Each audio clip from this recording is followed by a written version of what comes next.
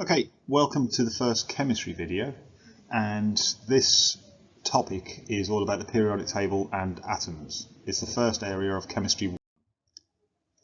So it starts with the different models of the atom. So first of all, a scientist called Dalton came up with the idea in the 1800s.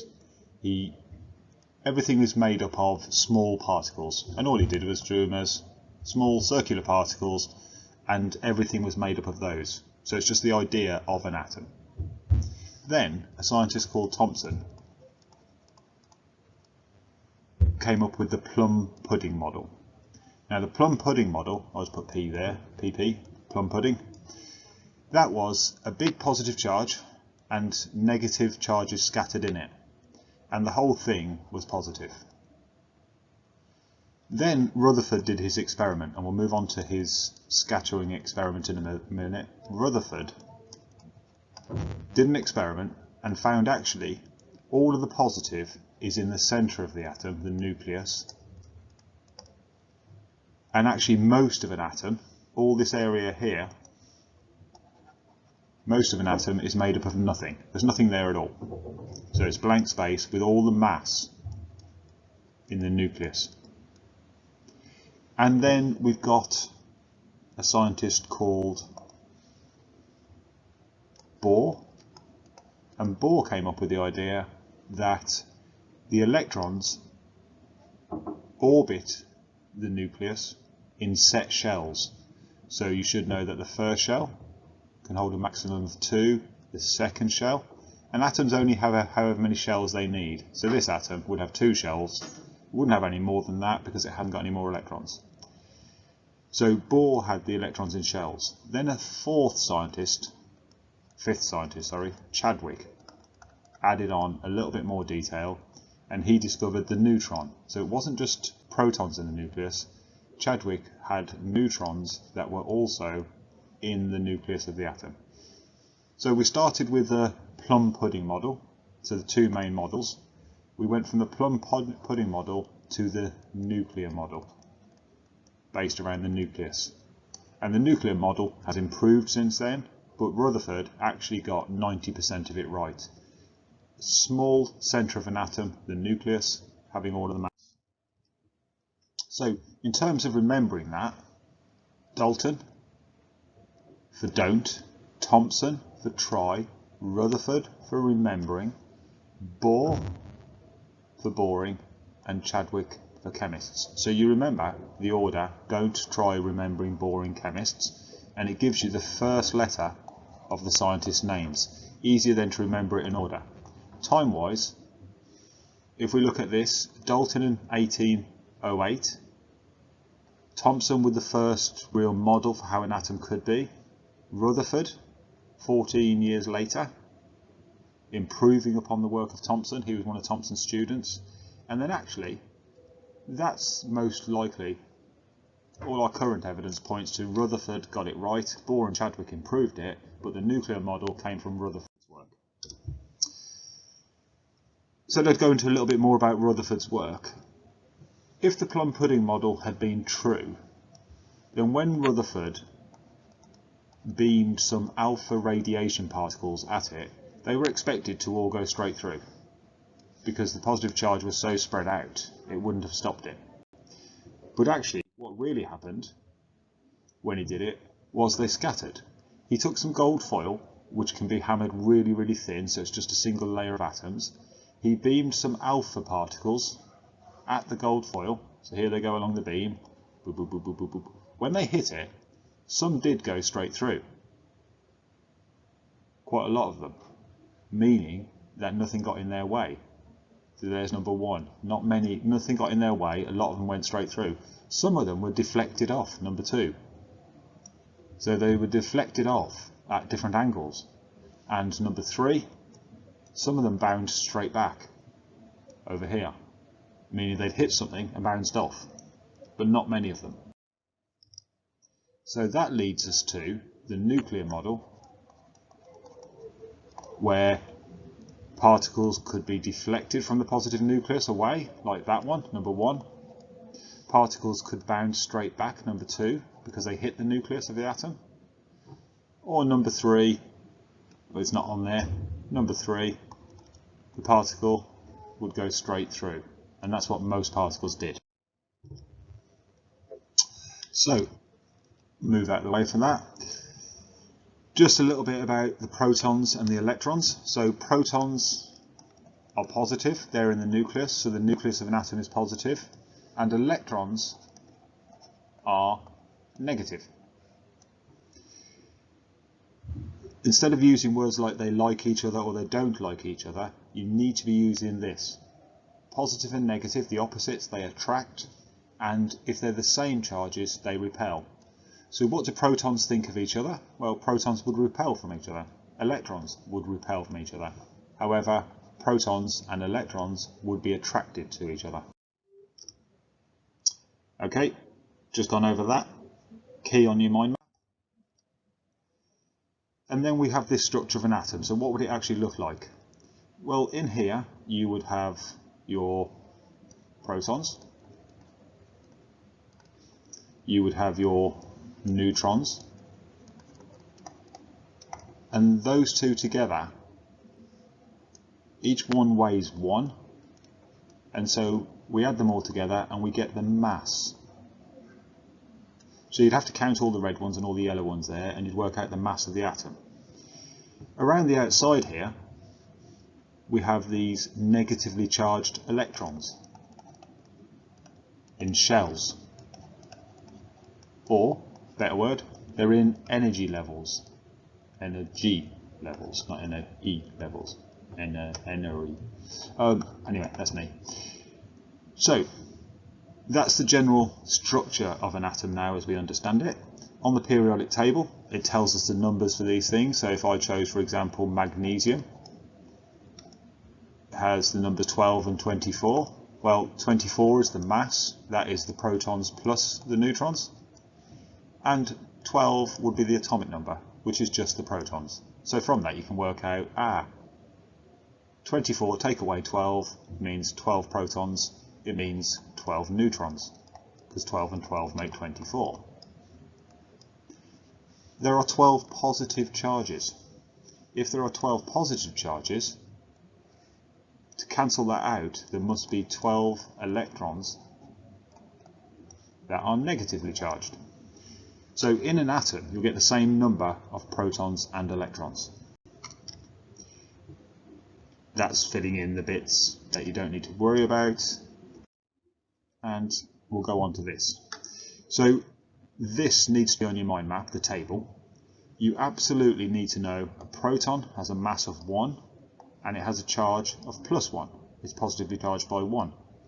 A neutron has a mass of 1. It has no charge.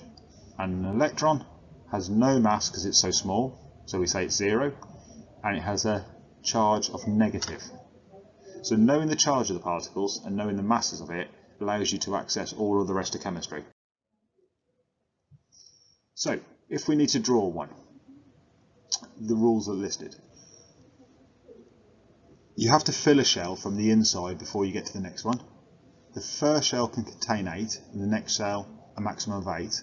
And the way it goes is the first shell has a maximum of 2, the second shell a maximum of 8, the third shell a maximum of 8, and the fourth shell a maximum of 18. Now you'd never be asked to draw anything bigger than up to calcium, which has number 20. So you'd be going a couple of electrons into the fourth shell. You won't be asked beyond that at GCSE. So here I have my picture, and straight away I know carbon has 6 protons. And if it has 6 protons that are positive, it must have 6 electrons. And I know that it's got 12, take away the 6 protons, equals 6 neutrons. Because those two added together, the protons and the neutrons, make the 12. The important thing for drawing them is the 6 electrons. Because what I'm going to draw is, I'm just going to put a C in the middle, and there's my nucleus. Don't need to draw the number of particles. Then I put my first shell on, and then I can choose. I can use dots or crosses.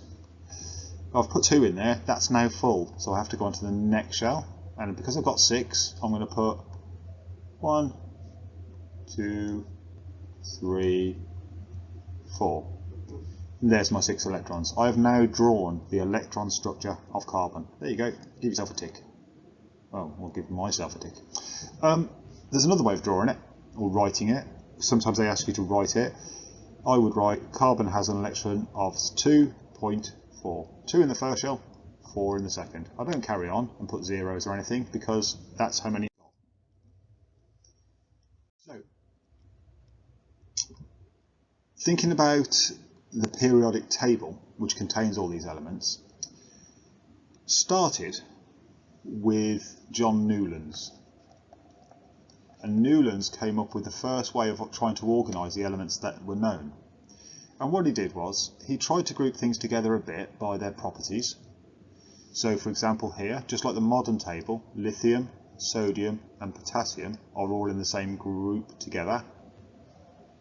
These vertical columns are called groups. However, he's got some non-metals over here, and he's got fluorine, chlorine and hydrogen.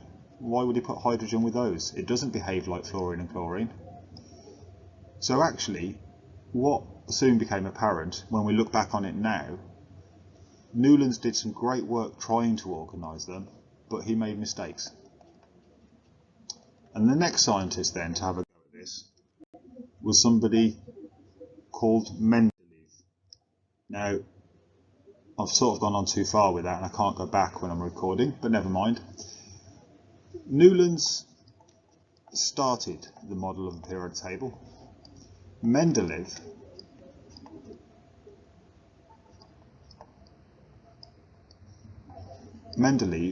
what he did was, he left gaps. He left gaps in his periodic table because what he realised is some of the elements had not been discovered. He left gaps for future discoveries. He went much more on similar properties, and he came up with something that looks sort of like the modern periodic table, but with some gaps where things hadn't been discovered. So the modern table, where it's now organised like this, what we find is all of the atoms over here in this first group, all are in group 1. They have 1 electron on their outside shell. These are group 2, they have 2 electrons on the outside shell.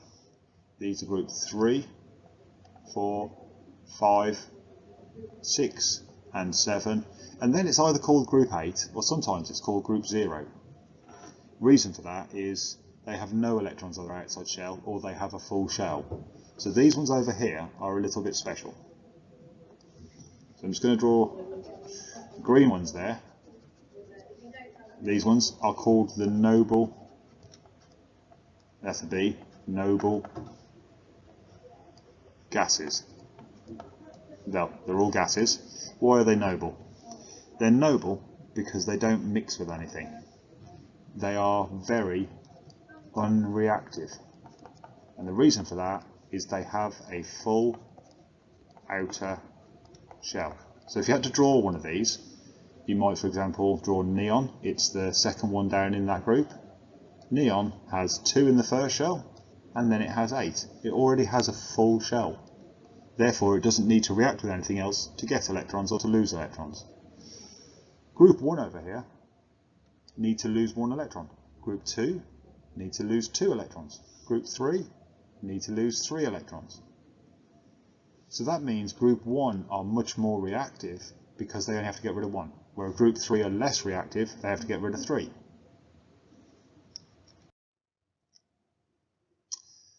You will have a copy of this in your chemistry exams. So you are given this. It tells you at the top how many electrons are in the outside shell. If you had to describe why aluminium here and gallium are similar, why do they have similar properties? Well, they both have 3 electrons on the outside shell. So they react in a similar way. The main ones you're asked about are group 1, which are the most reactive metals, and group 7 over here, which are the most reactive non-metals. Group 7, they need to gain 1 electron. Group 1 need to get rid of 1 electron. If you're unsure about that at all, draw out sodium.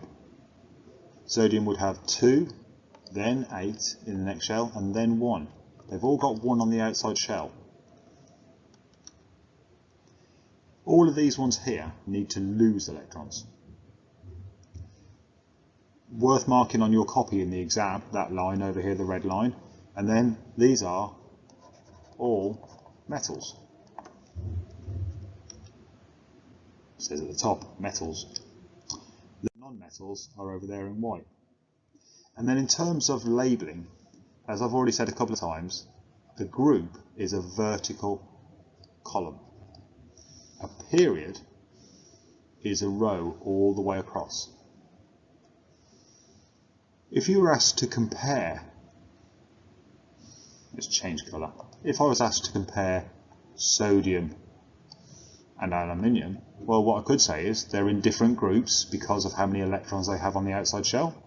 I could say they're in the same period because this one, sodium, has 2, 8 and 1, that's its 11 electrons, whereas aluminium has 2, 8 and 3. So one of the main differences are that needs to lose 1 electron, whereas aluminium needs to lose 3. Because comparing, you'd be looking for differences and similarities. Then we move on to the idea of isotopes. So sometimes on the periodic table there's odd numbers for the mass number. Hydrogen on the periodic table looks like this. H has a mass of 1 and it has an atomic number of 1. Hydrogen just has 1 proton. It has no neutrons, so its mass is just 1. However, here, there's the hydrogen proton in the normal hydrogen in the centre. If you put a neutron in there, so 1 neutron here, what's happened is you've created hydrogen, which has a 1 for the proton number, but it has a mass of 2 now, these two here. Or here, over this side, you've got hydrogen, which has a mass of 3. So they are all hydrogen. They're all hydrogen because hydrogen has 1 proton, and every single one of these has 1 proton. 1 proton, 1 proton, 1 proton. However, they have different masses. So isotopes means it is the same element, but it has different number of neutrons. So isotopes quite easy really. Some chlorines have 17 neutrons, some have 19. Different isotopes of chlorine. On this periodic table there's a mass number of 35.5 for chlorine, and that's because some chlorines are chlorine 35, 17, and some of them are 37, 17. These are the 2 isotopes of chlorine. The 2 isotopes of chlorine both occur in large amounts. About 3/4 of chlorine are 35, and about 1/4 of chlorines that exist are 37. So it has an average mass of 35.5. These ones would have 18 neutrons. These ones would have 20 neutrons. The only difference is the number of neutrons. So they're both chlorine because they have 17 protons. However, they have different numbers of neutrons. Now, if you have to try and work it out, the different isotopes, down at the bottom here, the sum is actually done wrong. 35 plus 35 plus 35 plus 37 divided by 4 is 35.5. So if 3 of them have a mass of 35, 35, 35, and this one has 37, the average, because 3/4 here are like this and 1/4 is like this, The average is 35.5. So doing that sum, it is as easy as, and this is only needed for the top end of the higher paper, it is as easy as 75% of chlorines here of 35 and 25% a quarter of 37. You do the two sums, add them together, and you divide by 100 to make it a percentage. And that way we get this, 35.5. Right. Other key words to put on your mind map. An element. Every single one of the diagrams on this page are an element. Here, there could be thousands of sodiums. It's an element because it's only made of one atom, sodiums, Na. Oxygens here are in pairs, but it's still just oxygens, so it's an element. And here, nitrogen in pairs, it's still an element. So the important thing for elements is elements are made of only one type of atom. Doesn't matter how many you've got, it's just one type. There's a periodic table of the elements. You don't get the coloured version in your exam. What you get in your exam is that black and white version I showed you earlier, but that's all the elements that we've discovered. The second word to go with elements is compounds. Compounds are not made of one, they are made from two or more elements. So elements were just made of one type of atom, but as soon as you start joining them together, so here for example, we've got water. Water is made out of hydrogen and oxygen, therefore it is a compound. Carbon dioxide made of carbon and oxygen, it's a compound. Methane, a compound. So every time it's not an element, then it's a compound. And the third word to mix in with those is mixture. So here we have the element hydrogen and the element nitrogen. They are not joined together, so they are not a compound. These are just a mixture. Here we have a compound called ammonia, NH3. And here we have nitrogens not joined together. So this is a mixture of a compound and an element. And here, in this last one, we have a compound, ammonia, and we have a compound, water. But they're mixed together, they're not chemically bonded.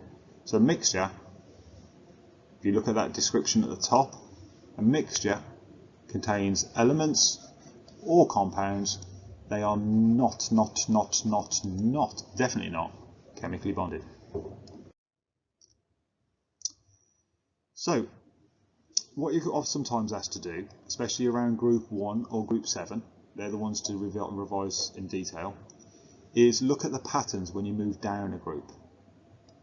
So here, for example, how could you describe the trend in melting points of group 1? Well, that one melts at 180 degrees. You have to heat it up to 180 to get it to melt, whereas cesium melts at 28 degrees. So in a very warm room, cesium would turn into a liquid. So what's the pattern in melting points? Well, the further down the group you go, the melting point gets lower. Or the further up the group you go, the melting point gets higher. It's just, you're not expected to know that off by heart. What you're expected to do is when you're given information about them, you can spot trends in the patterns. Now, group 1. As I said, you're expected to know group 1 and group 7 in detail. So some of these need writing out, and the other thing you can do on YouTube is look for the reactions. So, group 1 metals, the really reactive metals, the alkali metals, they all react with oxygen and they form an oxide. They all react with chlorine and they all react with water. And then you've got an example in words and in symbols below it. If you add sodium to oxygen, you get sodium oxide.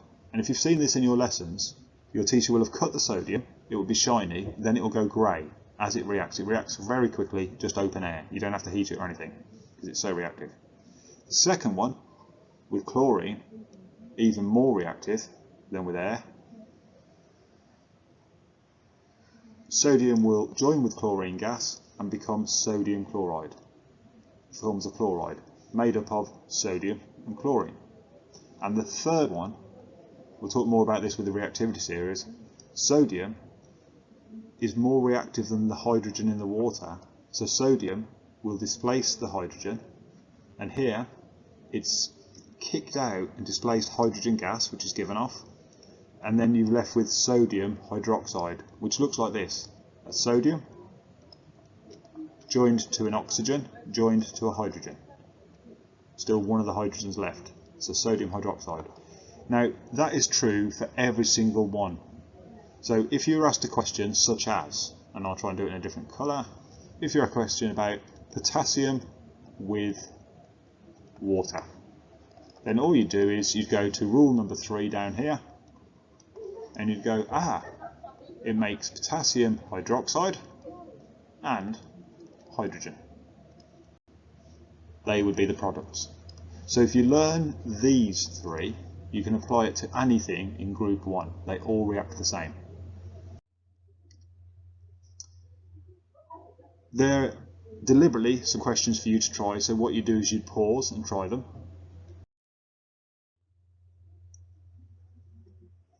Now, hopefully you've unpaused by now, otherwise you wouldn't be here. When lithium here has this positive nucleus in the centre, probably trying to draw in red so it's easy to know that. There you go, there's a positive nucleus. This electron is attracted to it. So lithium wants to lose this electron when it reacts. So lithium is reactive. Sodium has a positive centre, the same as lithium, they all do, draw those in. But this electron here is further away, so the attraction is not as great to the nucleus. It's easier for sodium to lose the electron. Therefore, compared with lithium, it is more reactive. And then when you go to the next one, that's even further away from the centre, because it's on the next ring out. So I'm going to write even more reactive. Reactive. Talking and writing. These really detailed skills. Now, what are the reasons for that? Well, the electron that you had to lose is further from the positively charged nucleus. And that's a good explanation for why they get more reactive when you go down the group. An even better explanation is that the other full shells of electrons, like in potassium down the bottom where I've drawn those there, the purple rings, that's called electron shielding. So the electron here on the outside has been shielded from the positive nucleus by shells full of electrons. So you should be able to then explain why, for example, potassium is more reactive than sodium, or any two in that group. Why is lithium a lot less reactive than cesium? Well, cesium's at the bottom of the group, the electron's really far away from the centre, therefore easier to lose.